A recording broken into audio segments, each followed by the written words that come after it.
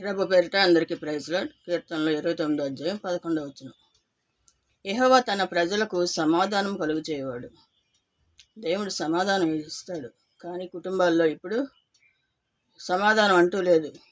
బిడ్డల గురించో, భర్త గురించో, భార్య గురించో, బంధువులు, ఇరుగు పొరుగు వారు ఎవరో ఒకళ్ళ గురించి సమస్యగా ఉంటూ ఏ కుటుంబంలో కూడా సమాధానం అంటూ ఉండలే. దుష్టుడైన సాతానుడు ప్రతి ఒక్కరిలో దూరి సమాధానం లేకుండా కుటుంబాలను విచ్ఛిన్నం చేస్తున్నాడు. కాబట్టి మనం ఆయన్ని నమ్ముకొని ఆయనకి మొరపెట్టినప్పుడు మనకి సమాధానం కలుగు చేస్తాడు. ఏ విషయాలైనా కూడా ఆయన సాల్వ్ చేసి కుటుంబాల్లో మనశ్శాంతిని కలుగు చేసే దేవుడు. అలాగే బలం కూడా ఇచ్చే దేవుడు. నీరసించే సమయంలో కూడా బలం ఇచ్చే దేవుడు. కాబట్టి మనం ఆయనకి మొరపెట్టుకోవాలి. మనుషులను ఎవరిని నమ్ముకున్నా సహాయం చేసేవారు కాదు. ఎందుకంటే దేవుడైతే మనకు సహాయం చేస్తాడు.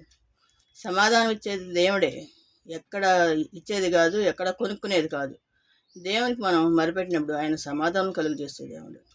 కాబట్టి ఆయనకు మనం మొరపెట్టుకోవాలి సమాధానం కోసం. దేవునికే మహిమ కలుగును గాక. దేవుని కృప మీ అందరికీ తోడుగా ఉండును గాక. ఆమేన్.